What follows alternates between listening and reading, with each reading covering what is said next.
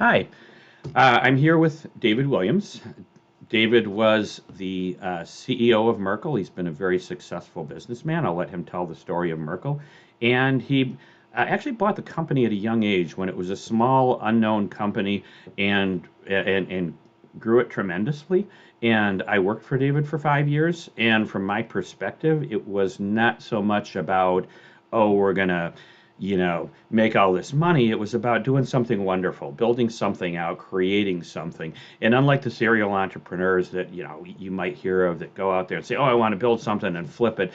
David's motivation was not at all that. I mean, this was a major part of his life, and I think we could all learn a lot from him. So, David, welcome. Yeah, thank you, Dave. Nice to see you.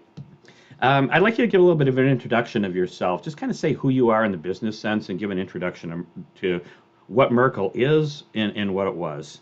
Yeah, yeah. So my quick background is grew up mostly in the Philadelphia area. A little bit of a no entrepreneurship really in my family. My dad was a medical sales guy, mostly worked for Johnson and Johnson most of his career. But when I was in high school, some guys in my neighborhoods had started a landscape company. The general manager left of that business. I think I was a junior in high school. And they asked me to run this very small business. Like, could I basically be the GM of this business? I think there was 3 employees or something at that time. And I said, sure, I'll do that. And I really liked that. That sort of gave me my first taste of entrepreneurship in a sense of, that the employees that I had were all older than I was. I loved the idea of being responsible and accountable for something. Um, I ultimately became an owner in that business. We sold that business when I got out of college, and I became a stockbroker, a financial services guy. And one day, one of my clients told me he was going to sell his company. This company called Merkle Computer Systems. They were located in on the DC Beltway at the time. And I was, in all candor, I love the financial services world, but I didn't really like the Lone Ranger nature of that job. I wanted to work with a team, and I had all these other clients who owned these cool companies. And I said, I'd like to try to buy this company. So I was 24 years old at that time, and it took me a year to raise the money and had 13 banks tell me no, and all kinds of crazy stuff went on. But ultimately bought that business, and that business I became the 24th employee of that company. It was roughly about $2.8 million in revenue and about $800,000 in profit. I paid $5.3 million for that business, of which, I had bought some houses in college and things, and so I had about $150,000 that I had saved up on my own. I borrowed another 150,000 from a client, and we borrowed the rest of the money, kind of a highly leveraged transaction. But I ended up acquiring that company in basically January of 1989 when I was 25-year-old kid, and then ran that business, as you alluded to, for 32 years. Ultimately, when I left Merkle, it was 12,000 people and around the globe, and the largest digital marketing agency in the world, and more than $1 billion in revenue, et cetera, et cetera. So that was really my primary journey at Merkle, and now I do kind of private investing on my own in mid market kind of basic industry kinds of businesses, restaurants, real estate, things along those lines.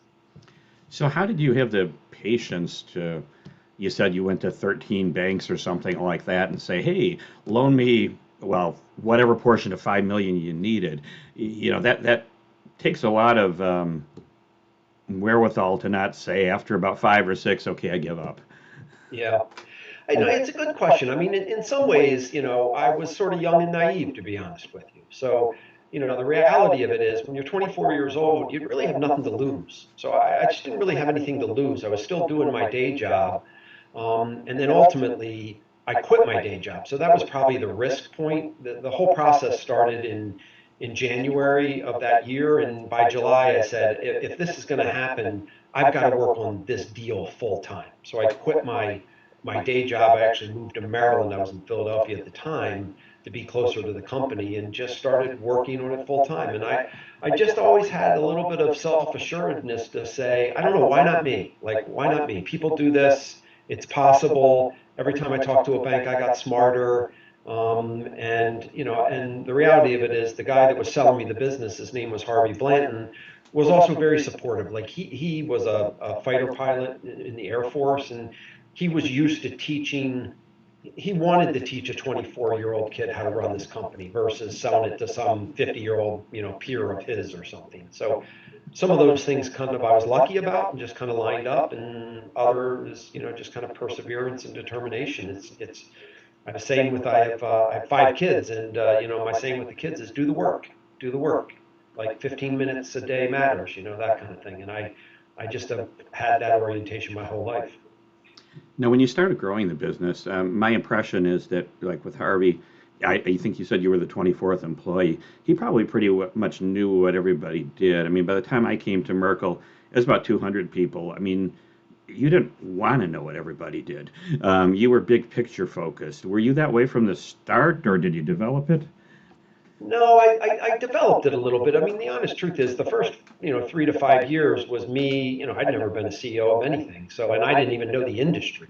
And but what I did find is Harvey, in all candor, was a bit of a control freak. So he wanted control of everything. And what I found it exhilarating to walk into a room with a bunch of people who worked for me that I had no idea what they were doing. So to me, like that sense of like, wow, this is amazing. Like it works on its own. Like people are doing their jobs and we're growing and doing interesting things for customers. I found that very exhilarating, and I didn't really have material struggles with the idea of delegating or feeling like I've got to be involved in every conversation or those kinds of things. So that came pretty natural to me. Okay. As I had mentioned earlier, so you said you took final ownership in 1980, it started in 1989, if I heard correctly. Yep. Yep. I joined 10 years later, and at the time, I actually met with you. I wasn't a direct report. I reported to somebody who reported to you. Yep. But you took the time to say, hey, look, I'm going to be spending a lot of time with you and a lot of other people around here, and I want to make sure we get the right cultural fit. And it was interesting because you never talked really about what my educational background, a career background. It was what could I bring to the table from a cultural standpoint, and what could I bring to the table from a profit and business standpoint. And you put a lot of time and effort into looking for the right people. And I'd like to get your perspective on what your approach was there. Yeah, so I think one of the things that we learned is in a services business is that look, people are everything. I mean, it's a little bit of a cliche, but at the end of the day, without people, you're not going to, you're not going to scale, you're not going to do great work over time.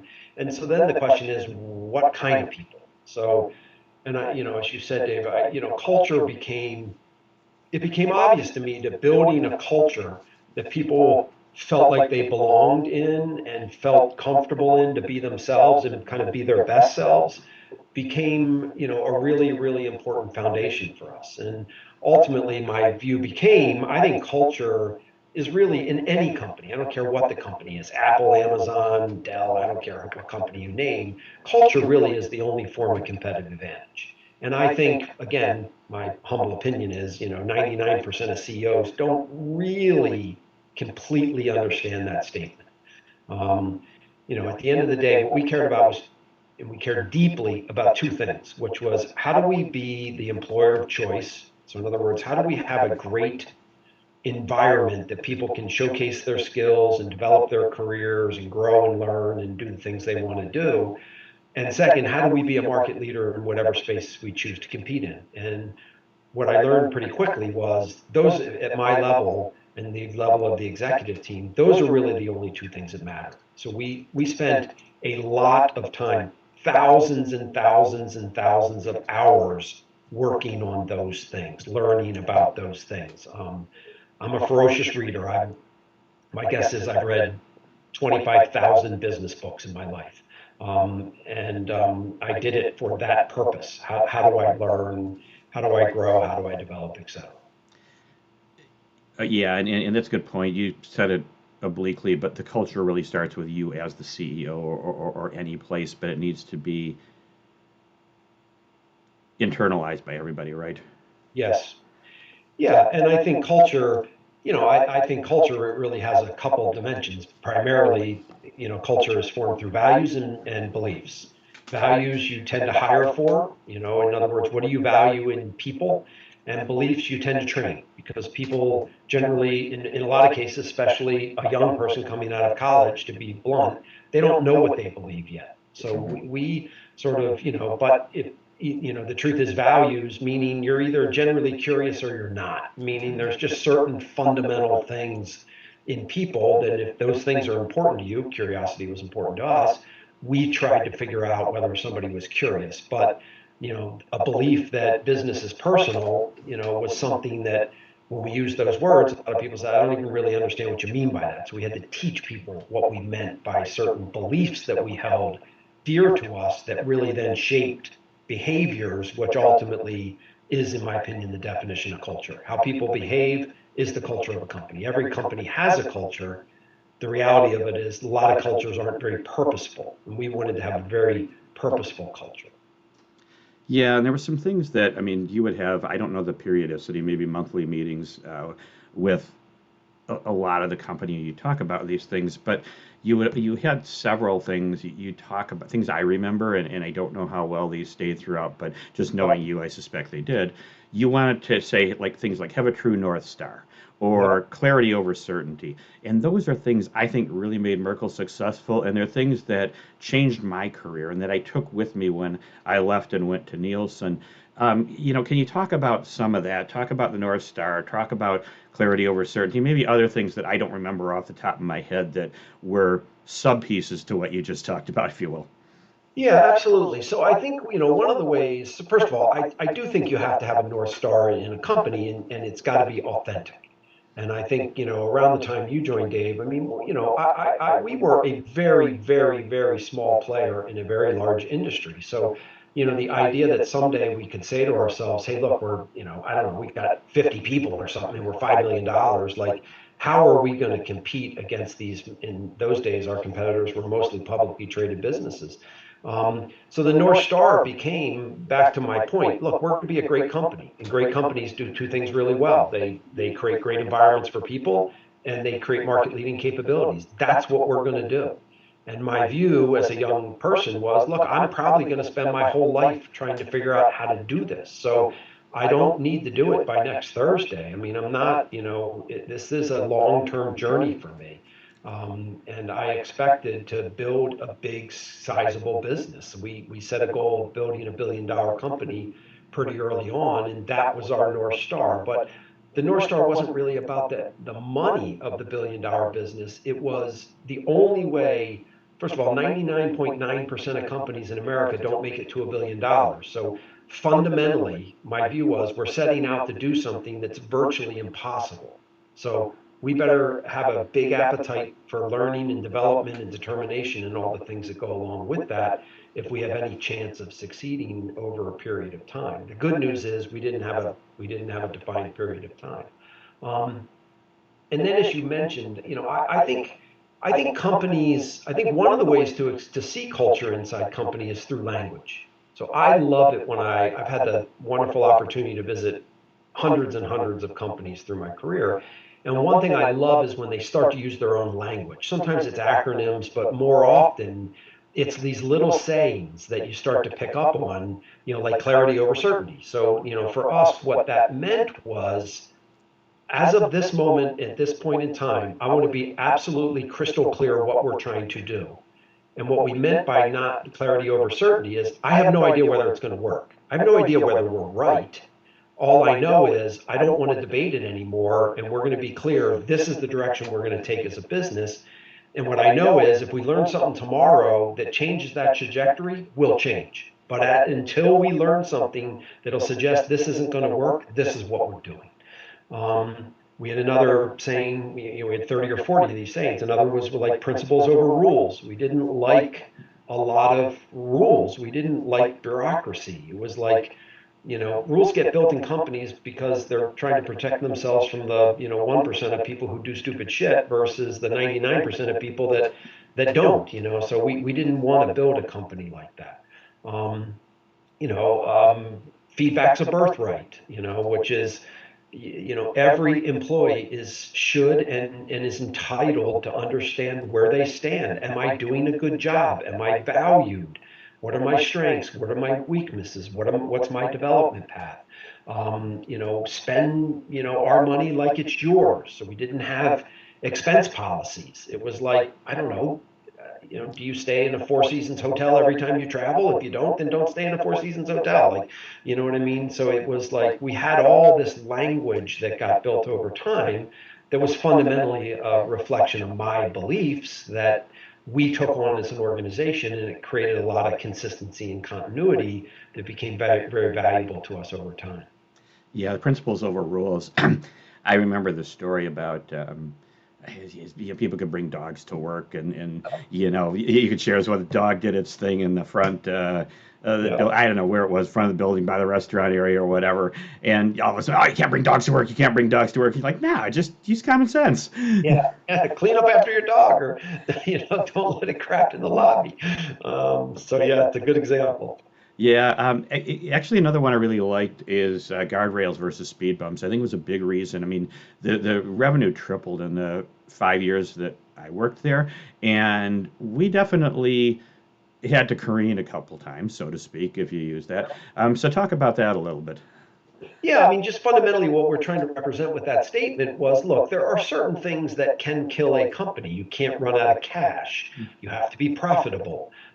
You have to do, if all your clients fire you, there's nothing left, So, like, there were certain things like payment terms that we did care about. Like, those were our guardrails. How we managed cash, those were our guardrails. But we didn't want speed bumps. We didn't want those little things like, five people have to approve, pricing on a deal or something. Those are those little speed bumps that just are meant to slow you down. Guardrails, in my humble opinion, were designed to save your life. Speed bumps are designed to slow you down.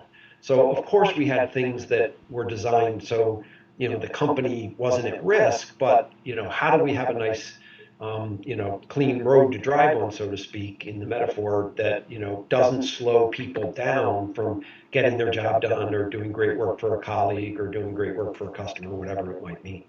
Okay. And you mentioned earlier about the long view, tying back with that, is that you used to talk about, again, in my day, having two time horizons. Okay, I got to worry about this quarter, right? We got numbers to meet, we got stakeholders, we got all that. But as you mentioned, you're in this for the long haul. You're not looking to be a serial entrepreneur and flip it. I believe you said at the time it was a quarter and a 10-year time horizon or something like that. Did I remember it right? Yep, you do. Yep. And so, what did that enable you to accomplish that would have been different if you'd done like a lot of companies and said, well, we got to make sure we meet our annual numbers, but 3 year, 5 year, 10-year plan, yeah, I don't know about that. Yeah, I mean, I guess what I was always trying to articulate to people was, look, we are in this for the long haul. So what do we want to be? And let's not be afraid to dream a little bit. The truth is, a lot of CEOs are afraid to publicly state who they'd really like to be for one primary reason. Because if they don't end up being that, they're embarrassed by it. And I just said to myself, I'm not going to be that way. Like, let's set out big goals and big ambitions. Why not us? Why can't we be the number one, in our industry? And then my view was, what are we going to do in the next 90 days to advance ourselves against that?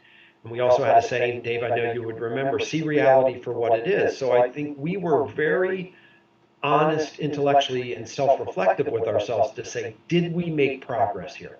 And the truth is, some 90-day periods, the answer was not really. We didn't really make any progress. We had all these fires going on or something bad was happening. And other times you said, yeah, we just made a lot of progress here. And so I just really cared about, I always thought about it kind of like the 10-year horizon's like running a marathon, but we're kind of sprinting every day, and that's kind of the 90-day window.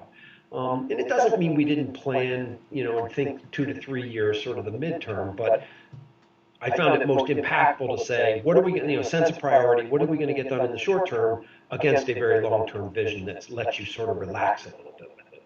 Yeah, that's an interesting metaphor, the sprinting versus the marathon of doing both, because it's got to have days where you go home from work and say, man, I'm just tired, and still be able to be excited to come back the next day and do it again, right?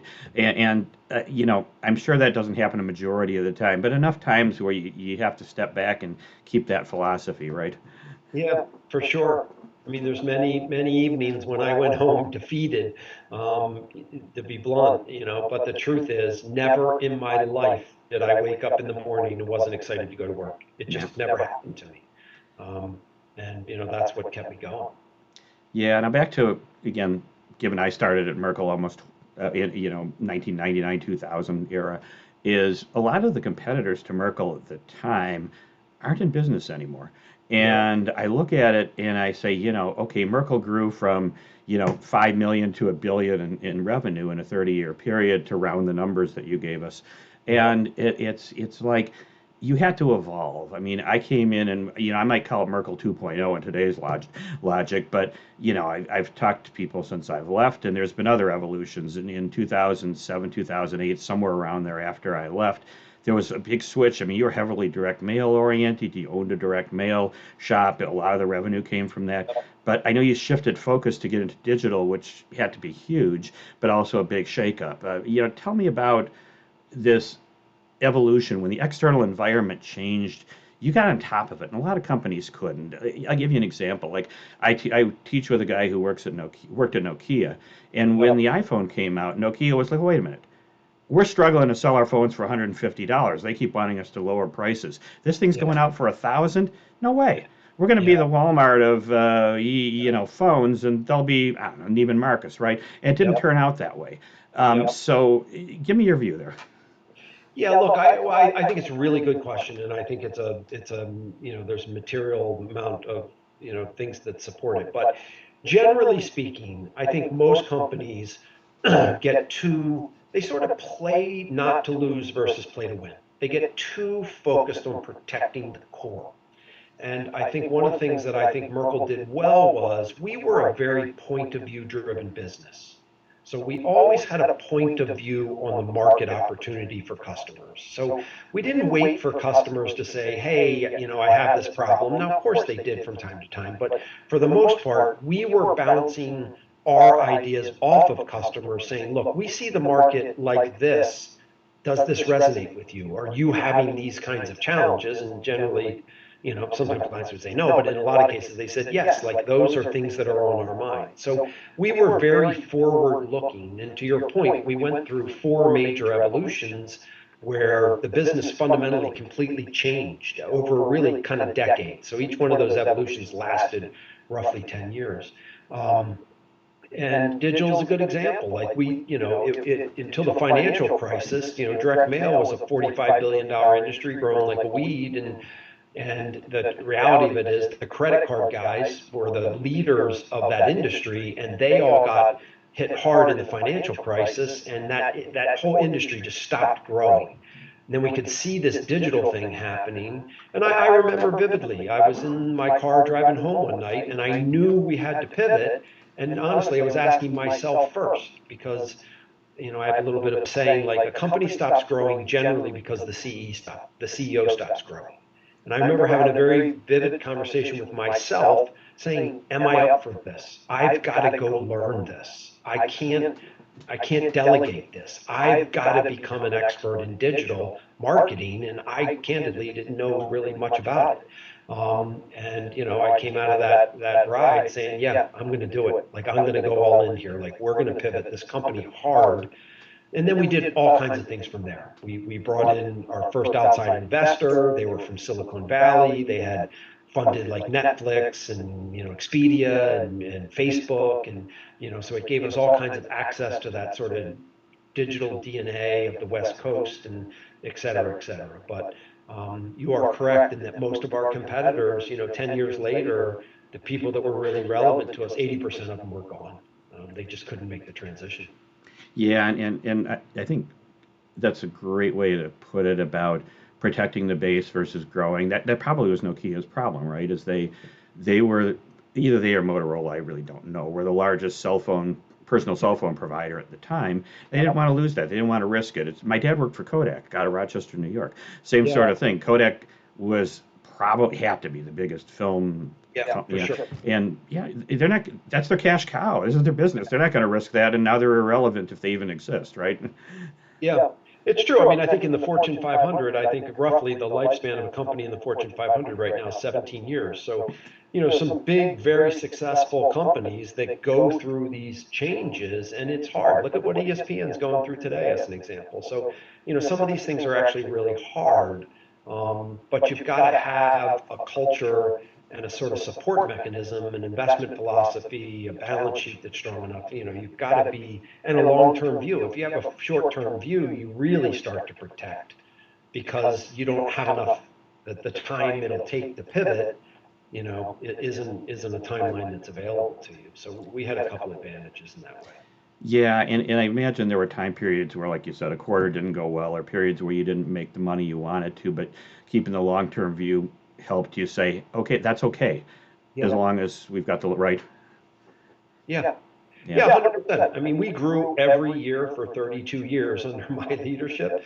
But, some of those years were more profitable than others. Some of those years, we lost our biggest client. I mean, things happen. It's like, I think people think growing a business, people hear the Merkle story and say, wow, that must have been fantastic. And the truth is, it was fantastic. But some days were better than others. I mean, stuff happens and, you've got to be able to deal with it, sort of rationally and emotionally as a leader, to keep a company moving forward. Yeah, and you always, it's kind of like the treating people like adults thing that we talked about earlier, is you would be open with people, right? And I know when, at least in one of the Merkle evolutions, some of your senior management team turned over, Yep. and you probably had a difference of opinion. I'm guessing you discussed it, right? Yep. And said, okay, this is clarity over certainty. This is the Yep. direction we're going now. Yep. Yeah, for sure. I mean, I think, one of the things I learned over time was to just be as open as you can. I mean, in my opinion, there's no downside to it, but it's not really human nature. Most human beings aren't comfortable having what they perceive to be a difficult conversation. So we shy away from it, and all it does is create problems. So I think, great companies, Jack Welch back in his day, at GE, sort of had that whole kind of see reality for what it is, and I'm a big fan of that. Meaning, it doesn't mean delivering bad news or being critical of something. Doesn't mean that you dislike a person or that you don't have to take it personally so much. Although at some level it is personal, but without those difficult conversations, there's no way we would have accomplished what we accomplished. Right. A couple other things. I don't think we've talked about working on the business versus working in the business. I think it would be helpful to explain that concept to people.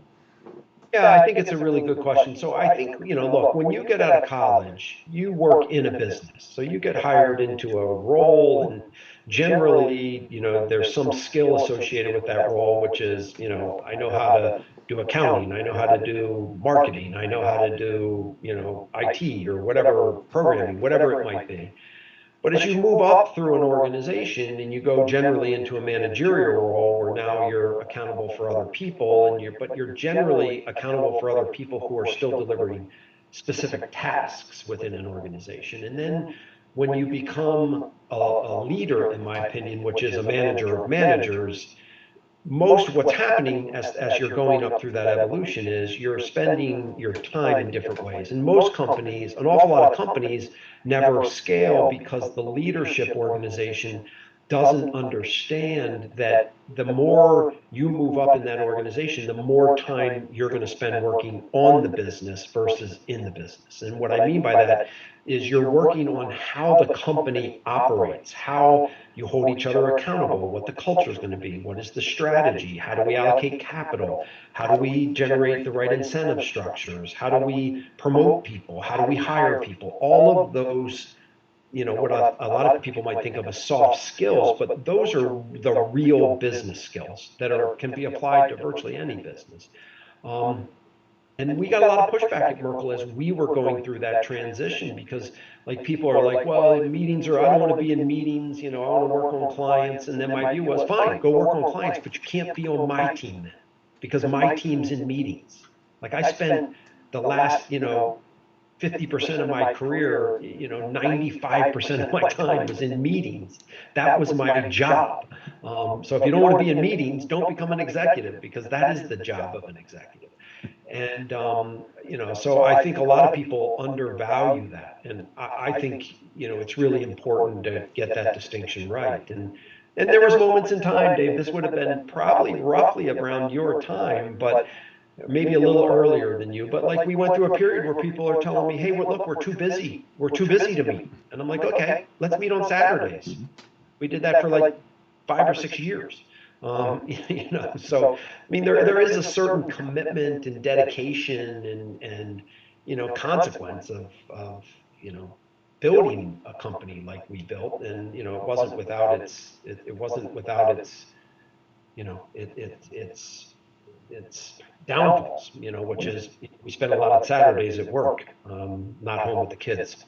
Yeah, and I was definitely part of that era. But the great thing about it was the phone wasn't ringing, emails weren't coming in.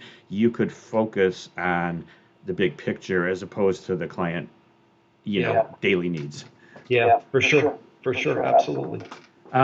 One thing is, since this is going for university students, a lot of universities come out and say, hey, like you said, oh, you want to go into accounting, find a job in accounting, find one that you really love and do this kind of stuff, and then, really focus on that job. And one of the things that you were very clear on at Merkel, and we talked about when you hired people, is look, it's the culture first, it's the industry, right? So I think you looked at it and said, I want to be in a growing industry.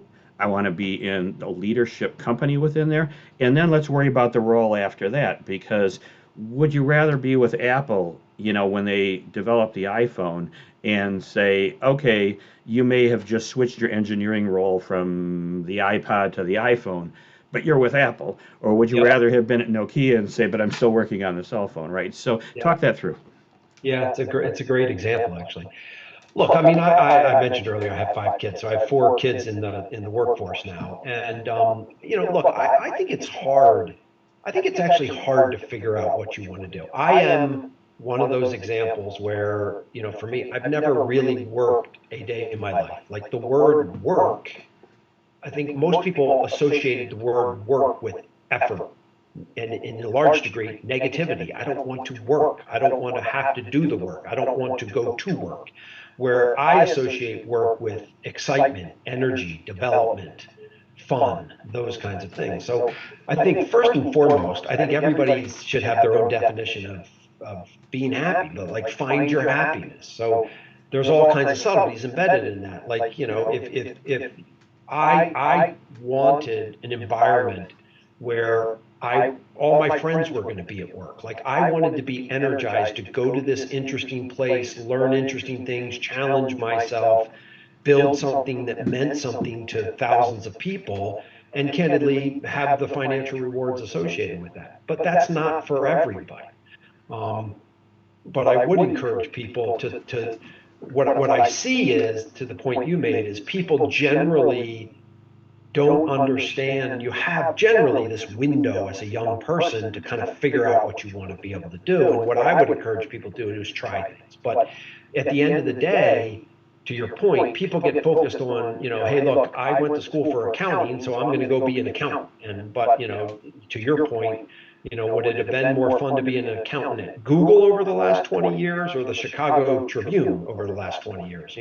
There's certain industries that I think young people are just kind of oblivious to the dynamic of an industry, and then you get sort of trapped within that industry. So I would encourage people to think about kind of industry company role, versus role company industry. And there's just a subtle distinction in that. The other distinction within it is leader, meaning if you really want to grow and develop, it's more about who you work for, who your boss is, than actually your role or even the company, candidly. It's a little bit more of a complex subtlety in it.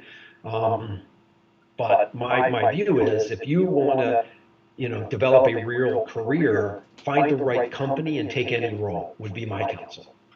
Don't worry so much about the role. And then the truth is, if it's not for you, quit fast. So I had a son who went to work for a major,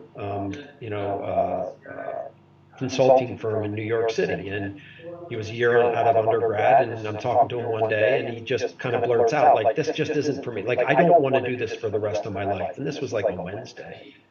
And I basically said, his name's David. I basically said to him, David, you need to resign like now, like maybe tonight. but I'll give you till Friday. If you don't resign by Friday, I'm going to be disappointed in you. And he was a little bit like, what are you talking about? Like, I don't have another job. I'm like, I don't care. The second you know, when you're, and I don't, he was probably 23 years old or something.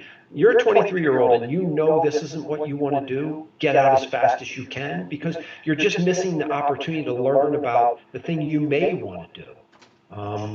Today he runs an HVAC business, so it's a completely different world, but he wouldn't have found his way there that quickly without, and his review of not resigning was, I don't want a 1-year stint on my resume. I should at least stay here for 2 years. And bullshit.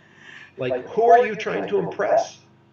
You need to impress yourself first. If you know that isn't your place, get out. That's your responsibility.